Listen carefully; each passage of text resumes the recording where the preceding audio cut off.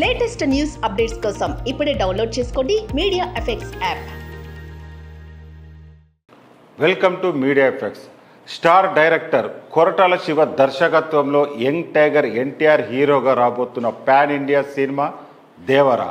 కాగా ఈ చిత్రం అక్టోబర్ 10న విడుదల కానుంది. అయితే ఇప్పుడు దేవరా సినిమాకి పోటీగా మరో స్టార్ హీరో సినిమా రాబోతుంది.